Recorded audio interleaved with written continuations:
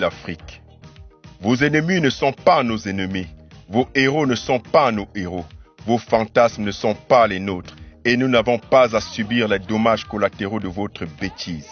Vous avez promis de punir les pays et leaders africains qui s'engagent avec la Russie dans différentes formes de partenariat. Vous avez même, via le Congrès américain, adopté une loi le 28 avril dernier contre les pays africains qui laissaient prospérer chez eux des activités dites malveillantes avec la Russie, mettant en évidence l'atteinte portée à vos intérêts en Afrique. Comme si l'Afrique qui aspire à son autodétermination devait vous demander la permission avant de prendre des décisions. Réveillez-vous, chers Occidentaux. L'Afrique n'entend plus se soumettre à votre diktat. Vous persistez dans l'illusion que l'avenir du monde se résume à vos fantasmes. Vous confondez vos idéaux de société en l'idéal de l'humanité.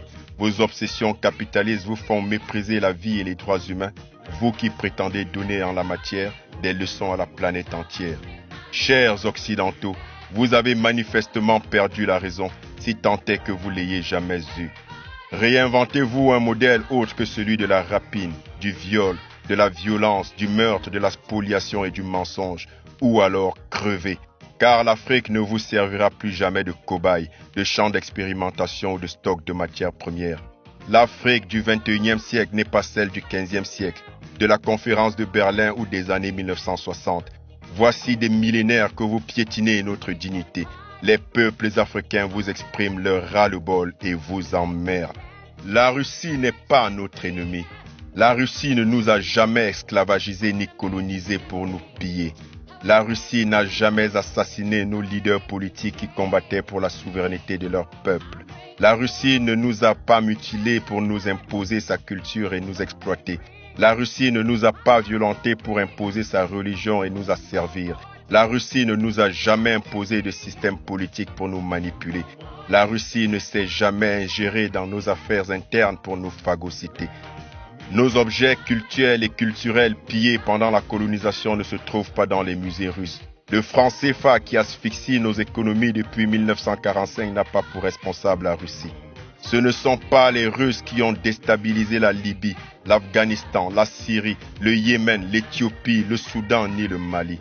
Ce ne sont pas les Russes qui asservissent le monde par le mécanisme pernicieux de la dette.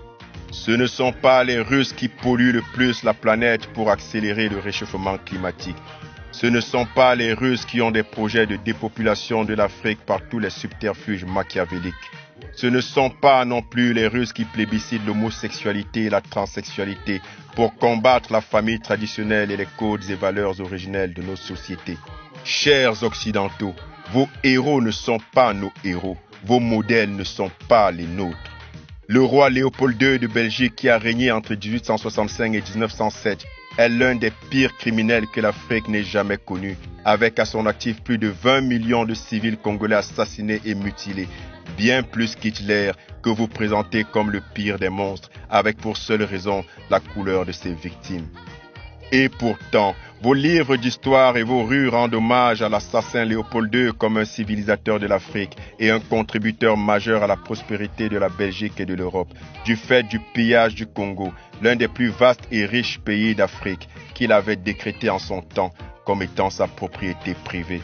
Charles de Gaulle, que vous considérez comme le héros de la France, ne peut bénéficier d'aucun autre attribut en Afrique que celui de criminel, au regard de la multitude de ses œuvres macabres dont des millions de victimes au Cameroun, en Algérie et partout en Afrique.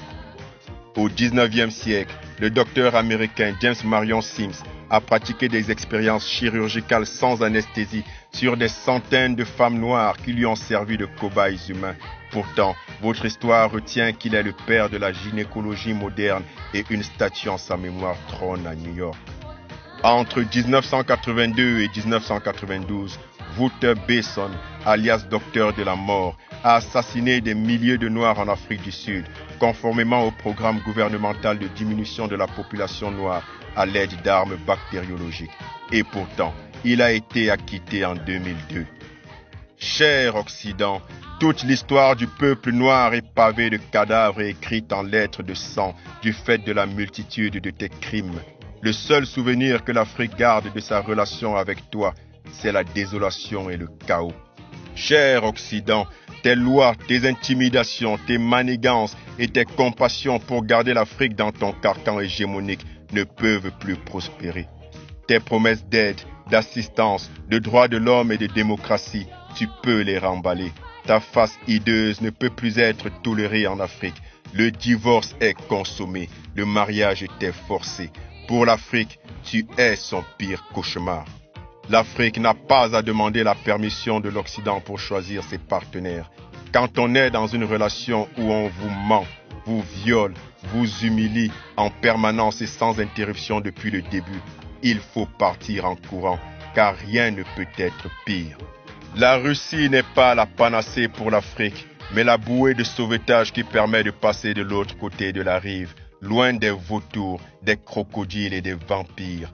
Cher Occident, c'est dans ton intérêt ultime d'entendre les aspirations des peuples africains à s'affranchir de ton joug.